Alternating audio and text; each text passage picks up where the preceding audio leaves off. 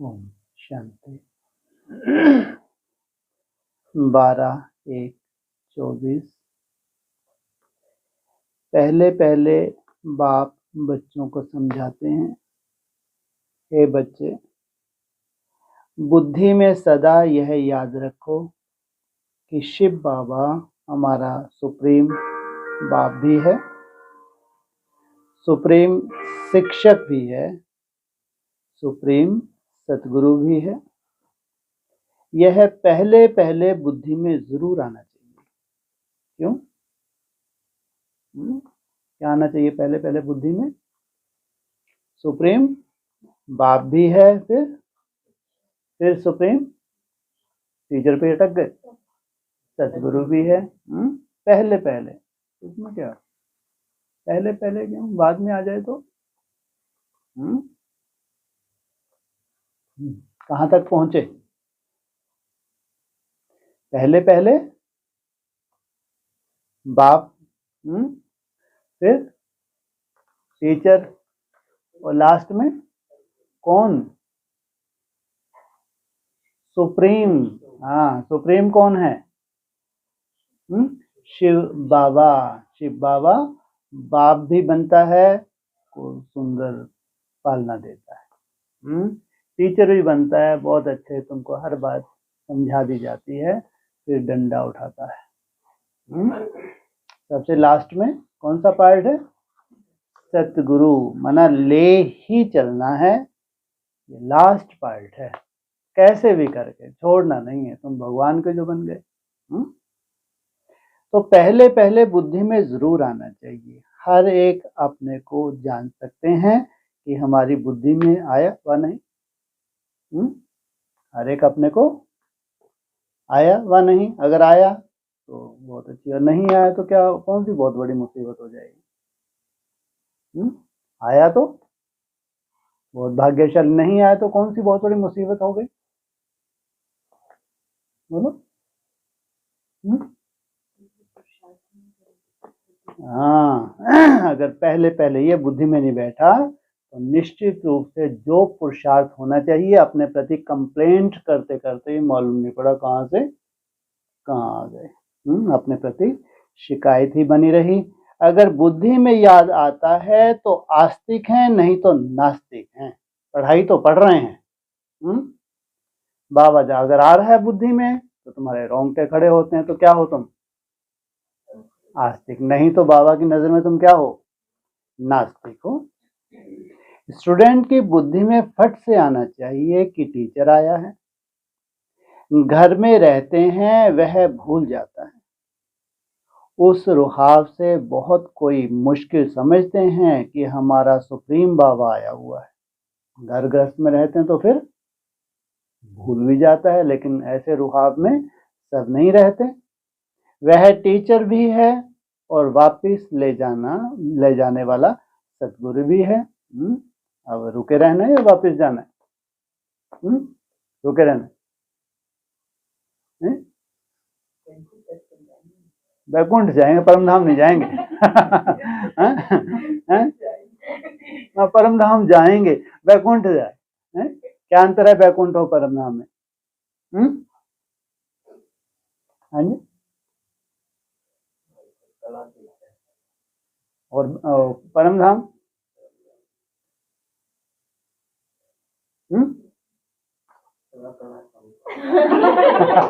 इनसे ये नई दुनिया वाले उल्टे, ना परम धाम 16 कला ऐसा ही, और बैकुंठ कलातीत ऐसा। परम धाम मना पूरी दुनिया को जाना है, शरीर छोड़ के सबको जाना है, लेकिन बैकुंठ जीते जी परम धाम की स्टेज में जाना, माना हम शरीर से वो अनुभूति करते हैं जो दुनिया शरीर छोड़ के जाएगी। ये बहुत बड़ी बात है, जीते जी शरीर से उस निराकार स्टेज के अनुभूति में जाना। तो याद आने से ही खुशी का पारा चढ़ेगा, नहीं तो अपने ही दुख दर्द दुनिया की छी बातों में भिन्न भिन्न ख्यालात में बैठे रहते हैं। दूसरी बात, बहुत करके बच्चों से पूछते हैं कि विनाश में बाकी कितना समय है, बोलो। पूछते हैं बच्चों से, क्या विनाश में बाकी कितना समय है? बताओ भाई, सबका ये प्रश्न है, आपका भी ये प्रश्न है। हाँ? आप तो नई दुनिया में हो, नई दुनिया में ये प्रश्न होना चाहिए। तो पूछते हैं कि विनाश में बाकी कितना समय है? बताओ कितना समय है विनाश में बाकी? हाँ, ये भाई होशियार है। कितना समय है विनाश में भाई? अरे जितने भी बच्चा बुद्धि ब्राह्मण है ना, तो उनको मालूम है कि ज्यादा से ज्यादा संगम युग 100 वर्ष का है, तो हाथ खड़ा करेंगे कितने में? 36। और फिर कोई समझदार वहां बैठा हो तो उनको पूछे, अरे तुम तो 40 वर्ष में भी कहते थे कि 76 में विनाश हो जाएगा, और फिर तुमने उड़ारी मारी, तुमने बोला 50 वर्ष में हो जाएगा, फिर तुमने बोला 60 वर्ष में हो जाएगा। अब कोई भरोसा थोड़ी है तुम्हारा। कोई समझदार हो, उसकी पूरी हिस्ट्री मालूम हो यज्ञ की, तो प्रश्न नहीं पूछ सकता। तो फिर अब वहां तुम फेल हो गए, 76 में कोई विनाश नहीं हुआ। 86 में फेल हुए, 96, 2000 में फेल हुए, 2012 में दुनिया चिल्ला रही थी विनाश विनाश ना, माया सभ्यता, कुछ हुआ? तो फिर अभी फेल होने के चांसेस ज्यादा हैं या कम है 36 में? है जी, कम है। क्यों? ये बात तो है। ये बात तो ठीक है। बाबा भी बोलते हैं विनाश केवल तुम्हारे लिए रुका है, विनाश में कोई देरी नहीं है, लेकिन तुम बच्चों के लिए रुका है। और हमको अब ये समझ मिल गई है कि अचानक पढ़ाई बंद क्यों कर दी ब्रह्मा बाबा ने? नहीं, किसी दूसरे तन के से नहीं चला सकते थे क्या वाणी? पहले भी तो चली है। तो ब्रह्मा बाबा ने पढ़ाई चलानी ही बंद क्यों कर दी? हाँ, जिनके लिए पढ़ाई चलाई थी उनमें से जो आत्माएं होंगी तो निश्चित रूप से एक निश्चित स्टेज की पढ़ाई 18 तक उन्होंने पढ़ ली। अब पढ़ाई का सार निकल आया। तो 18 से 36 ये 18 दिन है महाभारत के, बेहद के। जैसे महाभारत कितने दिन की हुई थी? 18 दिन की। तो ये 18 वर्ष को क्या कहेंगे? बिल्कुल जैसे कि महाभारत के ही 18 दिन हैं। हर साल नवीनता देखने को मिलेगी, हर साल। अभी कौन सा साल चल रहा है? 24। कितने साल बचे हैं? गिनती भूल गए। एक पूरा वनवास ही बचा है 14 वर्ष का। ये वनवास कितनों के लिए है? 16,000 के लिए। आखिरी वनवास है ये। भगवान की भविष्यवाणी पूरे वर्ल्ड में है कि संगम युग को 100 वर्ष से जास्ती दे नहीं सकते। ये जो 14 वर्ष है, ये वो श्रेष्ठ ब्राह्मण जो 16,000 का, जिनका भागवत में गायन है, अतीन्द्रिय सुख पूछना हो तो इन गोप गोपियों से पूछो। ये उनके लिए 14 वर्ष। अब इसमें भी 4 कैटेगरीज हैं। 14 वर्ष ऐसे नहीं, 14 वर्ष का भी बताया, इसमें भी 4 कैटेगरी से प्रसार होगा ये। पहले सतो प्रधान, फिर सतो सामान्य, फिर रज और तमो। तो इस हिसाब से इसको 3.5 वर्ष में बांट लो। ये 3.5 वर्ष में दुनिया की नानी याद आने वाली है, सोचो आप। जबकि सबसे सतो प्रधान काल है ये। जो 3.5 वर्ष का टाइम है, 27-28 तक अच्छे अच्छों की सिक्टिविटी गुम होने वाली है। कल्पना करके देखो, जो नजारा इन 3-4 साल में देखोगे उससे अगले 3-4 साल से बड़ा भयंकर होगा या छोटा होगा? और 34 का नजारा नहीं कोई कल्पना कर सकता। 35 तो अभी दूर है। लेकिन भारत अविनाशी भूमि है, क्या बोला है? लेकिन भारत के बड़े ज्यादा बड़ी मुसीबत भारत को है। भारत है तो अविनाशी भूमि, लेकिन सबसे बड़ी मुसीबत मुरलियों में किसको बताए? क्यों बेचारे को? है जी? हाँ, अरे ये सबसे ज्यादा तामसी बना है भारत। भारतवासी क्या हुए हैं? हाँ, सबसे पुराने हैं ना, सबसे तामसी बने। इनको सिविल वार में से जो गुजरना पड़ता है, सबसे कड़ा मौत बताया भारतवासियों का। मुरलियों के हिसाब से सबसे कड़ा मौत भारतवासियों का। विदेशियों का मौत तो बहुत सस्ता मिलने वाला है इनको। ऐसे गोले फेंकेंगे, ऐसे गैस उड़ेगी चारों तरफ, बिल्डिंग इनकी वहीं के वहीं खल्लास। करोड़ों खल्लास होने, करोड़ों। चाहे कोरोना का बाप हो, तो फाइनल जो होगी वर्ल्ड वार की जो स्टेशन है वो तो अभी बहुत दूर है, जिसमें एटॉमिक शक्ति का प्रयोग होगा, वो तो समझो आप ईश्वरीय प्रकोप ही शुरू होने वाला है। वो सीन होगी ईश्वरीय प्रकोप के द्वारा। फिर सोचो कैसा तांडव होगा प्रकृति का, जो कब से छुट्टी मांग रही है अव्यक्तवाणी में। प्रकृति भी छुट्टी मांग रही है कि बस बहुत हो गया, अब तो हमको परमिशन दो, हम अपना काम करें। और दूसरा किसने परमिशन मांगी है? समय ने और प्रकृति ने। बोला नहीं नहीं, रुको रुको, मेरे बच्चे अभी तैयार नहीं हुए हैं, जिनके लिए मैं आया हूँ, इन्हीं के लिए तो धरा पे आया ना। हाँ, उनको क्या तैयारी करनी है?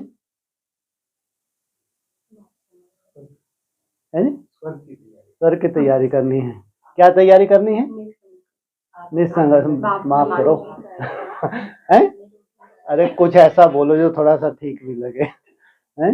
हाँ, क्या तैयारी करनी है? तो निरोगी रोग का है तो ये ढेर दुनिया भी बना रही है, तो बस हाँ, क्या तैयारी करनी है? अब इतना बड़ा विनाश की सीन है, इतनी खतरनाक सीन है, कौन सी तैयारी करनी है तुमको?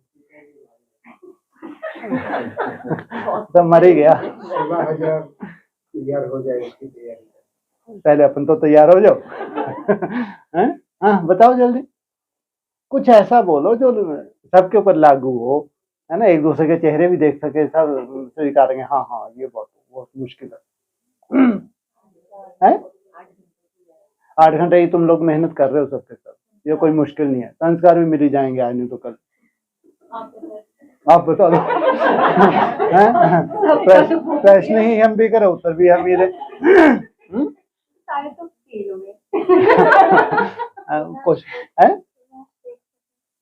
विनाश, हाँ हाँ सबसे बड़ा पेपर है हमारा नष्टमोह। बहुत योग बल चाहिए, वो ऐसी सीन आपको देखनी जो आप कभी देखना ही नहीं चाहते। सोचो, आप कभी नहीं देखना चाहते, वो सीन आपको देखनी है। वो फेलियर सिद्ध होने वाले हैं, फेलियर। ऐसी कोई मासी का घर नहीं है जिसने अंत किया, उसने सब किया। अगर विनाश रुका हो तो तुम बच्चों के लिए बोला है, और ऐसा नहीं कि तुम नष्टमोह नहीं बनोगे तो काम होगा नहीं, काम तो हुआ ही पड़ा है। ये तो उनके कान खड़े कर रहे हैं जिनको नष्टमोह बनना है, बाकी तो तीव्र गति से परिवर्तन शुरू हो चुका है।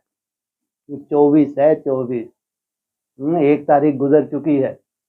सोचो काशी नगरी की क्या स्थिति होगी वर्तमान समय, कल्पना भी नहीं कर सकते तुम। क्या स्थिति होगी?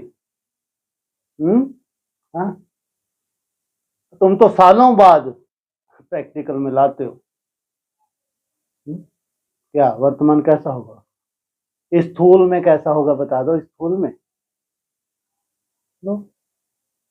सबसे बड़ा परिवर्तन वर्तमान समय कौन सा दिखने जा रहा है? प्रैक्टिकल। हाँ, शरीर में तो आधार उसका क्या है? हाँ, क्या है खान पीन में जो सबसे व्यापक? तलुष्ट। सोचो वर्तमान उसको प्रेरणा हो रही है टोटली, केवल फलाहार, केवल फलाहार। तुम सोचो कब बनेगी स्टेज, हम ऐसे बनने, ठेंगा बनना है तुमको। जो बनने वाले हैं अभी देखना कहां से कहां उड़ के चले जाएंगे, क्योंकि चल रही है प्रोसेस, अभी शुरू हो चुका है, उड़ा के ले जा रहे हैं ऊपर। ऐसा नहीं कोई क्लासेस हो रही हैं, तुम ये करो, तुम ये बनने वाली हो। हाँ, फालतू बक्के नहीं है मुंह के, स्वतः या ऊपर वाला उतर चुका है, ये कहो। शुरू हो चुका है 1 तारीख से। और जो भैया साहब हैं गुरुजी महाराज, वो तो चलो ठीक है, बेचारे गुरुजी तो गुरुजी ही हैं। और शक्तियां मैदान में उतर चुकी हैं, और शक्तियों का ही जलवा होगा। काशी के जितने भी रूप हैं, ज्यादा से ज्यादा 3-4 महीने के अंदर हो गया इनका काम, ज्यादा से ज्यादा। स्वतः ये फांसी नहीं लगती इनको, तुमको तो फांसी लगती है, इतनी बड़ी आफत मोल लेती यहाँ आके। इनको फांसी नहीं है, इनको तो स्वतः ही खुशी खुशी से मरते हैं ये। हमारी तो मरना भी बहुत बड़ी मुसीबत है, कहाँ फंसे, भग भी नहीं सकते। ये सैंपल तुमको प्रैक्टिकल देखने को मिल रहे हैं, फिर इनकी तीव्र गति देखना। 3 साढ़े 3 साल हाँ पूछते हैं विनाश विनाश विनाश, सार क्या निकला? क्या निकला सार? कुछ नहीं निकला है। नष्टो मोहा स्मृति लब्धा। अगर अपने प्रति शिकायत है तो केवल अपनी चेकिंग को करने के लिए बोला जाएगा, कुछ उत्तर नहीं दिया जाएगा। क्या करो? अंदर झांक के देख लो।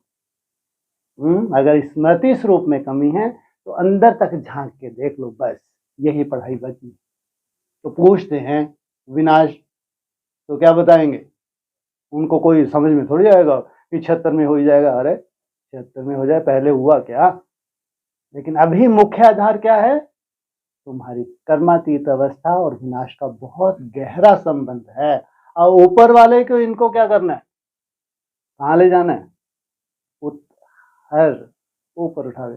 लंबे समय की मेहनत है, कम से कम अगर एक हो 14 साल की मेहनत कुछ भी नहीं है। अगर 14 साल के बाद ये गुल खिल रहा है तो कुछ ना, दिन रात तपस्या की है। कितना उल्टे लटके हैं दिन रात, अगर गुल खिलने जा रहा है तो ऐसे नहीं बैठे बैठा सब कुछ मिल जाता। अभी भी 14 साल ही दिए हैं क्या? अभी क्या दिए हैं? 14 साल दिए हैं। और अपनी रूपरेखा देखो कितना नष्टोमोह है।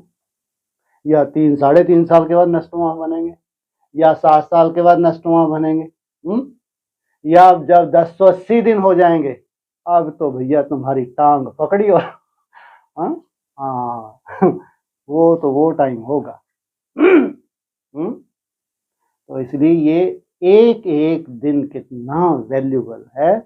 अगर हम स्टेप के ऊपर स्टेप रख के चल रहे हैं तो ये समझानी ब्रह्मा कुमारी के लिए कोई काम की नहीं है, वो तो बेचारी समझेंगी भी नहीं। हाँ, ये समझानी है ही अगर कोई ऐसा ग्रुप है जो प्रैक्टिकल में आगे आगे जा रहा है। प्रैक्टिकल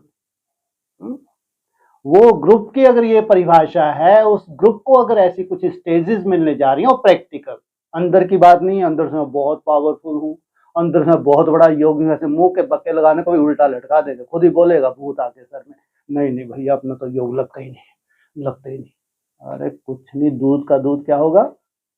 पानी का पानी होगा, है ना। इसलिए बोला बाप दादा कोई बोर्ड पे लिख के नहीं देंगे, हाँ बिल्कुल नहीं। हरेक मन का स्वतः ही अपनी स्टेज से, अपने वाइब्रेशन से प्रत्यक्ष होगा।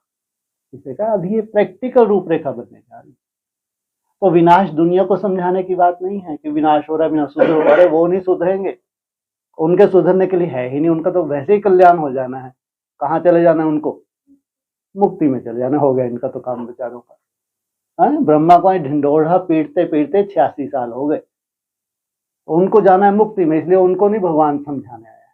हाँ, जो ब्रह्मा कुमारीज हैं, अगर इनके अंदर वैराग नहीं है तो इनके साथ तो बहुत बड़ा धोखा होने जा रहा है। ये अभी चौथी अवस्था में गुजर रही हैं। चौथी अवस्था में ये जो 4 हिस्से होने जा रहे हैं, बहुत कड़ा टाइम है।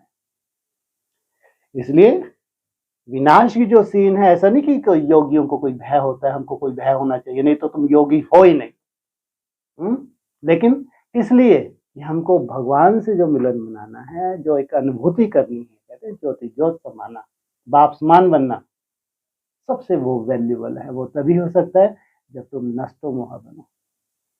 नष्टोमोह होने से एक तो बाप से मिलन, और फिर आत्मा में जो तुम्हारे अनुभूतियां होती, जो तुम बाहर ढूंढते हो, जीव लतलवा रही है, खाने को भी तुमको अच्छा अच्छा चाहिए, देखने सब बाप, इंद्रियां ऐसे, ये सब कहाँ छुपा है? सब कुछ कहाँ है?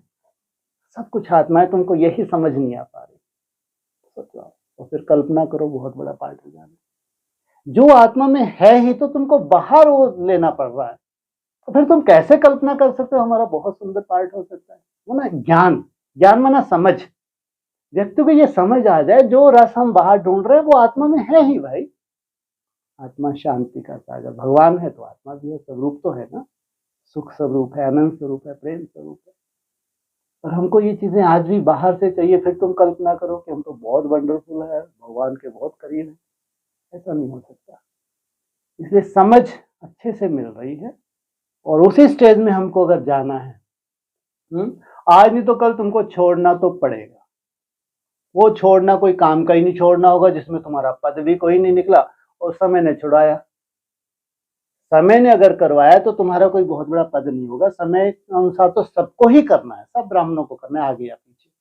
लेकिन समझ के आधार से जो करता है, ज्ञान के आधार से जो करता है, वही कहेंगे बाप समान बनता है, उन्हीं को आगे रखेंगे। तो पूछा कि विनाश में बाकी कितना समय है? बोलो, यह पूछने की बात नहीं है। क्या क्या बोल दिया एकदम से है? हमारे पूरे परिवार को डरा के रख दिया।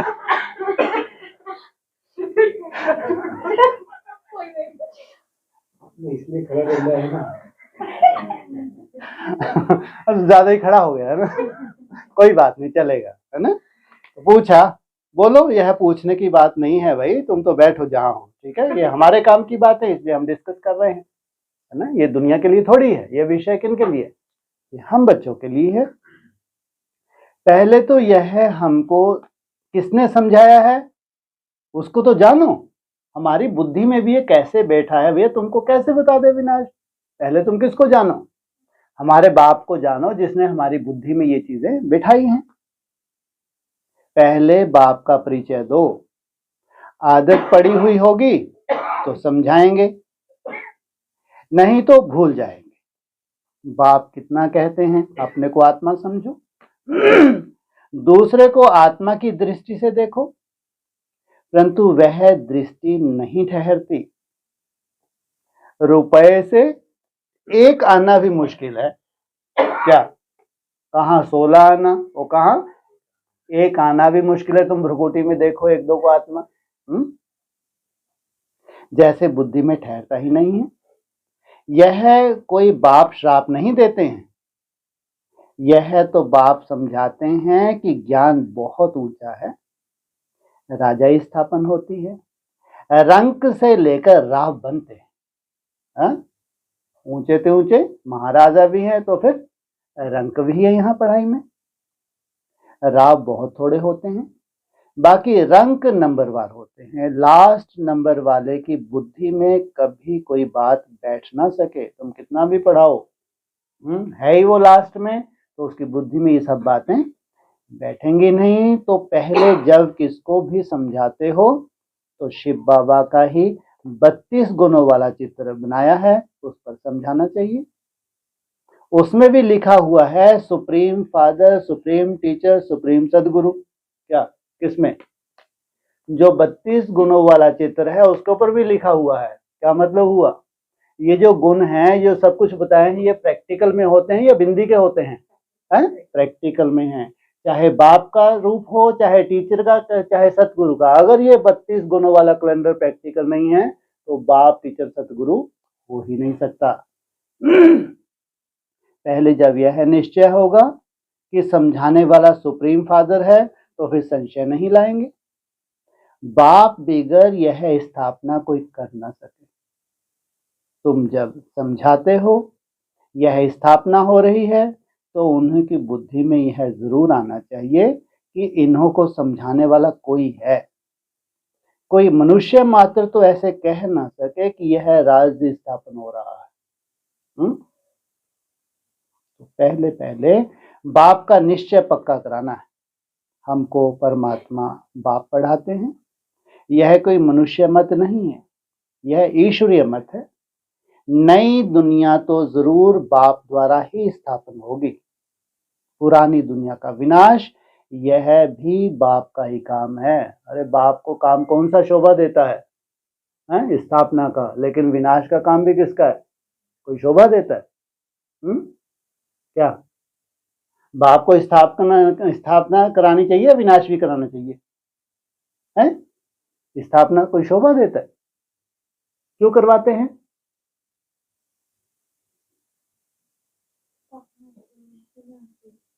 क्यों जरूरी है? हाँ, तुम्हारे लिए क्या चाहिए? सुख शांति चाहिए। अगर ये इतना लंबा चौड़ा कचरा बना रहे दुनिया में, 800 करोड़ आत्माएं बनी रहेंगे, तो तुम्हारा स्वर्ग कभी आ ही नहीं सकता।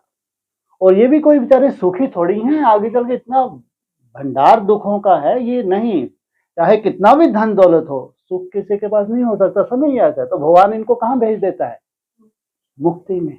तो ये शांति चाहेंगे आगे चल के, क्योंकि सुख की कोई कमी नहीं है, धन की इनके पास कोई कमी नहीं होगी, लेकिन शांति नहीं होगी। तो भगवान उनकी जो चाहना है पूरी करेगा नहीं करेगा। इसलिए कभी विनाश नहीं होगा जब तक कि इतने टॉर्चर ना हो। ये भगवान से नहीं मांगे, भगवान अब तो ऊपर उठा ले। सोचो ये 10-15 साल में कैसी सीन आने वाली है। ये वो भगवान को बोले कि भगवान अब तो ऊपर उठा ले, ये दुनिया रहने के काबिल नहीं है। तो भगवान उनके ऊपर रहम करेगा नहीं करेगा? भगवान है तो उनकी सुनेगा। कहाँ ले जाएगा उनको? शांति में। तो पुरानी दुनिया का विनाश यह भी बाप का ही काम है। यह निश्चय जब तक नहीं होगा तो पूछते ही रहेंगे कि कैसे होता है। इसलिए पहले पहले तो श्रीमत की बात बुद्धि में बिठानी पड़े, तब आगे समझ सकेंगे। ये भगवान आया हुआ है तो भगवान क्या चाहता है, डायरेक्शन दे रहा है, उन डायरेक्शन को तुम फॉलो करो तो तुम्हारे लिए क्या है, विनाश नहीं है, तुम्हारे लिए क्या है, सुख शांति की दुनिया है। नहीं तो मनुष्य मत समझ लेते हैं। हर एक मनुष्य की मत अलग है, मनुष्यों की मत एक हो ना सके। इस समय तुमको मत देने वाला एक ही है, उसकी श्रीमत पर कायदे से चलना वह भी बड़ा मुश्किल है। मत तो एक सी है, लेकिन कायदे अनुसार श्रीमत पे चलना बड़ा मुश्किल है। बाप कहते हैं देही अभिमानी बनो। ऐसा समझो कि हम भाई भाई से बात करते हैं तो फिर लड़ना झगड़ना कभी हो ना सके। भृगुटी में क्या देखें, आत्मा आत्मा भाई भाई। देह अभिमान में आया समझो नास्तिक, देही अभिमानी नहीं है तो वह नास्तिक है। देही अभिमानी बने तो समझो आस्तिक है। देह अभिमान बहुत नुकसानकारक है। जरा भी लड़ते झगड़ते हैं तो समझो नास्तिक है। किनको समझा रहे हैं? बाबा अपने बच्चों को समझा रहे हैं। बाप भी जानते नहीं, बाप को जानते नहीं। क्रोध का भूत है तो नास्तिक ठहरा। बाप के बच्चों में भूत कहां से आया? वह आस्तिक नहीं ठहरा। भल कितना भी कहे हमारा बाप में प्यार है, परंतु ईश्वरीय कायदे के खिलाफ बात करते हैं तो उन्हें रावण संप्रदाय समझना चाहिए। भगवान बाप मिल गया, उसकी पढ़ाई पढ़ रहे हैं और बेकायदे चलन है तो क्या कहा, रावण संप्रदाय है। देह अभिमान में है। कोई में भूत देखो व दृष्टि खराब देखो तो हट जाना चाहिए।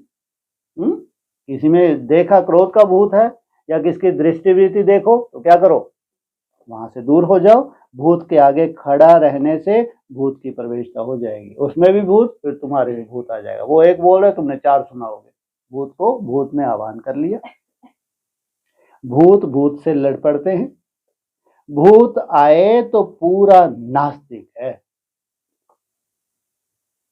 देवताएं तो सर्वगुण संपन्न होते हैं, वह गुण नहीं है तो नास्तिक हैं। नास्तिक वर्षा थोड़े ही लेंगे। जरा भी खामी नहीं होनी चाहिए, नहीं तो बहुत सजा खाकर प्रजा में जाना पड़ेगा। सजा भी है, अपने बच्चों के लिए सजा है। दुनिया के लिए सजा कौन सी है? दुनिया के लिए सजा कैसे होगी? ये प्राकृतिक प्रकोप होंगे, भूकंप का रूप है, उसमें जो मृत्यु होगी, अकाले मृत्यु जो होगी वो बहुत बड़ी सजा होगी। इसलिए बोला इनको धर्मराजपुरी से प्रसार होना पड़ेगा। डायरेक्ट इनको ऐसा नहीं परम धाम नसीब हो जाए, बिल्कुल नहीं। नहीं तो बहुत सजा खाकर प्रजा में जाना पड़े। भूत से दूर रहना चाहिए। भूत का सामना किया तो भूत आ जाएगा। तो ये 5 विकार सबसे बड़े भूत, काम क्रोध लोभ मोह अहंकार, कोई भी भूत एक दूसरे से कम नहीं है। भूत से तो कभी सामना नहीं किया जाता है, उनसे जास्ती बात भी नहीं करनी चाहिए। बाप कहते हैं भूतों की दुनिया, भूत जब तक निकले नहीं हैं तो सजाएं भी खानी पड़ेगी। धर्मराज का पार्ट भी कब तक रुका हुआ है? जिनको सजाएं नहीं खानी है, जब तक उनके भूत ना निकले तब तक हमको भी चांस है, जितने हो सके भूतों को निकाल लो। पद भी नहीं पा सकेंगे, लड़ाई तो एक ही है। कोई राव बन जाते हैं, कोई रंक बन जाते हैं। राव की दुनिया थी, अभी रंकों की दुनिया है। सब में भूत है। भूत निकालने का पूरा पुरुषार्थ करना चाहिए। बाबा मुरली में बहुत समझाते हैं, किस्म किस्म के स्वभाव होते हैं, बात मत पूछो। तो प्रदर्शनी आदि में पहले पहले बाप का परिचय देना है। बाप कितना लवली है, वह हमको ऐसा देवता बनाते हैं। गायन भी है, मनुष्य से देवता किए करत न लागे बात। देवताएं थे सतयुग में तो जरूर उनसे पहले कलयुग था। यह सृष्टि चक्र का ज्ञान भी तुम बच्चों की बुद्धि में अब है। वहां यह ज्ञान इन देवताओं में नहीं रहेगा। अब तुम नॉलेजफुल बनते हो, फिर पद मिल गया तो नॉलेज की दरकार ही नहीं। यह है बेहद का बाप, जिससे 21 पीढ़ी तुमको स्वर्ग का वर्षा मिलता है। तो ऐसे बाप को कितना याद करना चाहिए। बाबा सदैव समझाते हैं कि हमेशा समझो कि शिव बाबा हमको समझा रहे हैं। शिव बाबा इस रथ द्वारा हमको पढ़ा रहे हैं। वह हमारा बाप, टीचर, गुरु है। यह है बेहद की पढ़ाई। तुम समझते हो पहले हम तुच्छ बुद्धि थे। इस नॉलेज का कोई को जरा भी पता नहीं है, इसलिए समझाने के समय अच्छी तरह से घोट घोट कर समझाओ। श्री कृष्ण की तो बात ही नहीं है। बाप ने समझाया है श्री कृष्ण का कोई भी चरित्र नहीं है। क्या तो किसके हैं चरित्र? शिव बाबा के हैं। सिवाय शिव बाबा के ब्रह्मा विष्णु शंकर के भी चरित्र होना चाहिए। चरित्र है ही एक जो मनुष्य से देवता बनाते हैं, विश्व को हेवन बनाते हैं। तुम उस बाप की श्रीमत पर चलते हो, बाप के मददगार हो। बाप नहीं होता तो तुम कुछ भी कर नहीं सकते। तुम अभी वर्थ नॉट ए पेनी से वर्थ पाउंड बन रहे हो। अब नंबरवार पुरुषार्थ अनुसार तुम सब जान गए हो। तो पहले पहले बाप का परिचय। सतयुग में देवताओं की बेहद की बादशाही है। उनके राज में और कोई नहीं था। अभी तो कलयुग है, कितने ढेर धर्म हैं। यह एक ही आदि सनातन देवी देवता धर्म कब स्थापन हुआ, यह कोई की बुद्धि में नहीं है। तुम बच्चों की बुद्धि में भी नंबरवार पुरुषार्थ अनुसार है। कब स्थापन हुआ?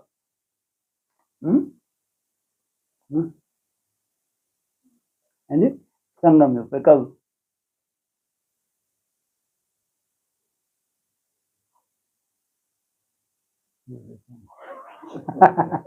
हाँ जी, हो गया 76 में स्थापन। उसके बाद तो मौत नहीं होनी चाहिए थी। 18 में 60,000 भस्म हो गए, या 76 के बाद जो ज्ञान मिला उससे तर के ऊपर निकल गए? एक आध निकला ऊपर। संगम युग कहाँ, एक तो दोनों का थोड़ा संगम युग नहीं पूछा, ये इसका बात देखो क्या हो रही है। तुम बच्चों की बुद्धि में नंबर ऑफ पुरुषार्थ, तो पहले बाप की महिमा अच्छी ऊपर है। यह एक ही आदि सनातन देवी देवता धर्म कब स्थापन हुआ, यह कोई की बुद्धि में नहीं है। सुनते कुछ हो, बोलते कुछ हो। हाँ, कब स्थापन हुआ कोई की बुद्धि में नहीं है, तो तुम्हारी बुद्धि में कहां से आ जाएगा? है जी, वाह क्या बात है। बोला भी था नई दुनिया की सौगात तुम बच्चों को दी है, आना जाना करते हो ना। तो तुम बच्चों की भी बुद्धि में नंबरवार पुरुषार्थ अनुसार है। तो पहले बाप की महिमा पर अच्छी तरह से समझाना चाहिए। हम जानते हैं जरूर बाप से हमको पहचान मिली है। बाप कहते हैं सर्व का सदगति दाता मैं ही हूँ। कल्प कल्प मैं तुम बच्चों को राय देता हूँ कि अपने को आत्मा समझो और मुझे याद करो। तो आत्मा पतित से पावन बन जाएगी। आत्मा अभिमानी भव। दूसरों को भी आत्मा समझने से तुम्हारी क्रिमिनल आई नहीं होगी। आत्मा ही शरीर द्वारा कर्म करती है। हम आत्मा हैं, यह आत्मा है, यह पक्का करना चाहिए। तुम जानते हो पहले पहले हम 100% पावन थे, फिर पतित बने। आत्मा ही बुलाती है बाबा आओ। आत्मा का अभिमान पक्का रहना चाहिए। जैसे देह का अभिमान एकदम कैसा है, कच्चा है, पक्का, पक्का, ऐसे आत्मा का अभिमान भी पक्का रहना चाहिए। और संबंध भूल जाने चाहिए। हम आत्मा स्वीट होम में रहने वाली हैं, यहाँ पार्ट बजाने आए। यह भी तुम बच्चे ही समझते हो, तुम्हारे में भी नंबर वार हैं जिनको याद रहती है। भगवान पढ़ाते हैं, कितनी खुशी रहनी चाहिए।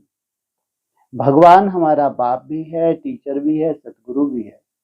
तुम कहेंगे हम उनके सिवाय और कोई को भी याद नहीं करते।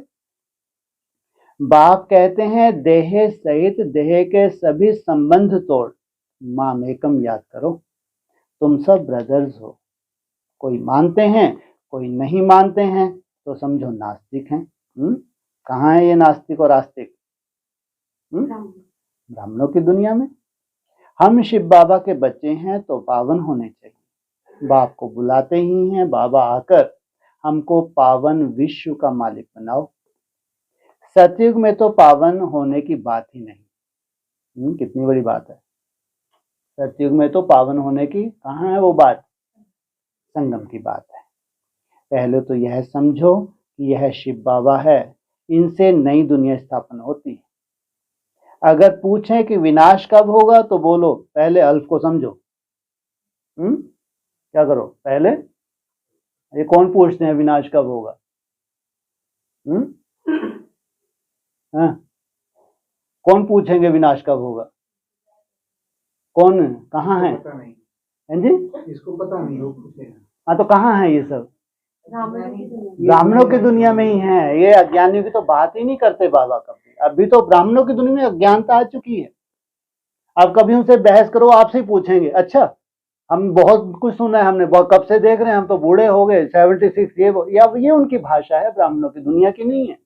वो तुमसे पूछेंगे बताओ अच्छा विनाश कब होगा? वही तुम क्या बोलो? अरे मंद बुद्धि, पहले क्या करो, किसको जानो? अल्फ को तुम जान लो, सब जान जाओगे। तो अगर कोई पूछे विनाश कब होगा तो बोलो पहले अल्फ को समझो। अल्फ को नहीं समझा तो पीछे की बात बुद्धि में कैसे आएगी? हम सत्य बाप के बच्चे सत्य बोलते हैं, हम कोई मनुष्यों के बच्चे नहीं हैं। हम शिव बाबा के बच्चे हैं। भगवान वाच, भगवान उनको कहा जाता है जो सभी ब्रदर्स का बाप है। मनुष्यों को भगवान कहला न सके। भगवान तो निराकार है, वह बाप टीचर सतगुरु है। कोई मनुष्य बाप टीचर सतगुरु हो ना सके। कोई भी मनुष्य किसकी सदगति कर नहीं सकते, भगवान हो ना सके। बाप है पतित पावन, पतित बनाता है रावण। बाकी सब है भक्ति के गुरु। यह भी तुम समझते हो, जो यहाँ आते हैं वह आस्तिक तो बनते हैं, बेहद के बाप के पास आकर निश्चय करते हैं यह हमारा बाप टीचर गुरु है। जब कंप्लीट दैवी गुण आ जाएंगे तो लड़ाई भी लगेगी, चिंता मत करो। कब लगेगी लड़ाई? है? अपन तो करेंगे ही नहीं तो लड़ाई भी नहीं लगेगी, है ना? जब कंप्लीट दैवी गुण आ जाएंगे, वो किस में आ जाएंगे दैवी गुण? बिल्कुल सही है। 16,000 में एक साथ तो नहीं आएंगे, है ना? ये लड़ाई तो सर पे खड़ी है। सर पे खड़ी है, दूर है। हाँ, गवर्नमेंट अच्छे से जानती है, बहुत बड़ा बवंडर, एजेंसियां अच्छे से जानती हैं, और जिनको लड़ाई करनी है वो भी तैयार बैठे। अरे तुमने एक राम मंदिर ले लिया, तुम्हारी और लाल टपकाते जाते हो, क्या क्या चाहिए तुमको अब? है जन्मभूमि भी चाहिए, विश्वनाथ का काशी भी चाहिए। अरे सोचो कितना बड़ा बवंडर, इनमें भी भूत आ रहे, एक के बाद आप छुड़वा लो जब तक मोदी जी हैं। तो कितना बड़ा ड्रामा बनने जा रहा है। छोटा तो दैवी गुण आएंगे नहीं आएंगे? बिना दैवी गुण के हो सकता है? इतना बड़ा बवंडर सामने खड़ा है, सर पे खड़ा है, और दैवी गुण को ये तो नहीं आया, जमदे जामदे हो जाता है, होता है? एडी कितने साल घिसनी पड़ती कम से कम? हर कुछ बोलना तो हर कुछ ही बोलना, ऐसा बोलो जो समझ भी आए। फिर बैठे क्यों हैं अपन यहाँ, चलो अपने अपने घर चलो। अरे अगर 33-35 साल ही लगने हैं, फिर अपने घर में बैठे ना, जो होगा देखा जाएगा, है ना। अब जो होना है उसको तो कोई टाल नहीं सकता, अपन क्यों माथा मारे जबरदस्ती, है ना। तो ये तो कोई कायदे की बात हुई क्या है। तो ऐसा बोलो जो हजम हो, है ना। मेरे को तो होगा ना। मेरे को इसलिए होगा क्योंकि अभी समय जो है उसी समय में पूरी राजधानी स्थापन होनी है, 100% होनी है। तो हम तो 4-4 हिस्से बता रहे हैं ना, पहले सतो प्रधान, फिर सतो सामान्य, रजो तमो, एकदम क्लियर तो बता रहे हैं, हम कहाँ छुपा रहे। हम तो अभी चांस मिलने जा रहा है अभी, इसलिए तो 6 मास को क्या बोला आपको। अरे हाँ 6 मास के बाद समझो। नहीं दुनिया नहीं, कितना ऊंचता है ये भाई। नीचे गद्दी भी नहीं रखता ऊंचे। कितने बहुत भाग्यशाली, तुम्हारे जैसा खुश नसीब तो कोई दूसरा है ही नहीं, है ना। इसलिए 6 महीने पहले अच्छे समझ जाओ, है ना, कि नई दुनिया। नहीं तो बाबा कहते जब तुमको नई दुनिया पूरी रोज तुम्हारे ऐसा ना हो कि होश ही उड़ जाए कि अच्छा ये ऐसे नई दुनिया जाता है। हमने तो ब्रह्मा कुमारी की तरह बुद्धू बन गए हम तो। हमने जैसे कि बस विनाश होने वाला है, बस हमारे लिए विमान तैयार खड़े हैं। विमान इनके तैयार खड़े हैं, स्वर्ग आज तक नहीं। अभी सोचो बड़ी बड़ी बिल्डिंग बना रहे हैं, बड़े बड़े महल बना रहे हैं, इनको कहीं से निश्चय है विनाश होना। केवल इनकी रूपरेखा देखो, कोई कह सकता है कहाँ जा रहा है। ज्यादा ही बोल रहा हूँ मुझे। अच्छा ये भी एक लहर उठती है, भाई बोलते अपने को तो संभाल। ठीक है क्यों ज्यादा लहरें उठाना भाई। हाँ हाँ तो क्या चल रहा था। फिर ये भी घूम के वहीं जाते हैं, कम थोड़ी, इनको भी मजे आते हैं। तो कुल मिला के वैराग्य कर्मों से दिखता है ना। अगर आपको विनाश पे निश्चय नहीं है तो आपके कर्मों में वो रूपरेखा अज्ञानियों को भी नहीं दिखती, तो वो कैसे मानेंगे। तो समय अनुसार तुम खुद समझेंगे, अब कर्मातीत अवस्था को पहुंच रहे हैं, तुम खुद समझेंगे पूरा, तो दिखेगा कि अब कहाँ पहुंच रहे हैं हम कर्म। अब सिविल वार कोई रोक नहीं सकता, तो तुमको साक्षात्कार होंगे नहीं होंगे। बिल्कुल एक्यूरेट साक्षात, जैसे जैसे तुम आगे बढ़ते जाएंगे, बाबा ने बताया तुमको पूरे साक्षात्कार होंगे। तो समय अनुसार तुम खुद समझेंगे कि अब कर्मातीत अवस्था को पहुंच रहे हैं। अभी कर्मातीत अवस्था हुई कहाँ है, अभी बहुत काम है। ये कब बोला, अभी बहुत काम बचा है क्या, अब तो सब काम हो गया। 25-25 हजार की मीटिंग भी बाप दादा ने कर ली, और बाप दादा ही छुट्टी ले गए, इसका मतलब काम हो गया। तो बहुतों को पैगाम देना है, उस वक्त की बात की। बाप से वर्षा लेने का तो सबको हक है। अब तो लड़ाई जोर से होगी, फिर यह हॉस्पिटल डॉक्टर आदि कुछ नहीं रहेंगे, इतनी जोर से लड़ाई होगी, हॉस्पिटलों का कोई रोल भी नहीं बचेगा। बाप बच्चों को सन्मुख समझा रहे हैं कि तुम आत्मा 84 जन्म शरीर धारण कर अपना पार्ट बजाती हो, किसी के 70-80 जन्म भी होंगे। अभी जाना तो सबको है, विनाश होना ही है, अपवित्र आत्मा जा ना सके। पावन होने के लिए बाप को जरूर याद करना है, मेहनत है। 21 जन्म के लिए स्वर्गवासी बनना है, कोई कम बात है क्या। मनुष्य तो कह देते हैं फलाना स्वर्गवासी हुआ, अरे स्वर्ग है कहाँ, कुछ भी समझते नहीं। तुम बच्चों को बड़ी खुशी रहनी चाहिए कि भगवान हमको पढ़ाते हैं, विश्व का मालिक बनाते हैं। खुशी एक होती है स्थायी, दूसरी होती है अल्पकाल की। पढ़ेंगे पढ़ाएंगे नहीं तो खुशी क्या होगी। आसुरी गुणों को भगाना है, बाप कितना समझाते हैं, कर्म भोग कितना है। जब तक कर्म भोग है तो यह निशानी है अभी तक कर्मातीत अवस्था नहीं हुई है। क्या निशानी है कर्मातीत अवस्था की, कि कोई भी तुम्हारा कर्म भोग रह नहीं सकता। अभी मेहनत करनी है, कोई भी माया के तूफान ना आए। बच्चों को यह निश्चय है कि बाप ने हमको अनेक बार मनुष्य से देवता बनाया है, यह बुद्धि में आए तो आहो सौभाग्य। यह बेहद का बड़ा स्कूल है, वह होता है हद का छोटा। बाप को तो बहुत तरस पड़ता है, कैसे समझाऊं।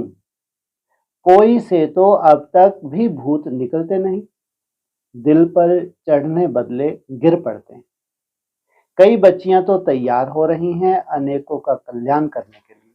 अच्छा मीठे मीठे सकी हृदय बच्चों प्रति माता पिता बाप दादा का याद प्यार। Good morning. रूहानी बाप से रूहानी बच्चों को।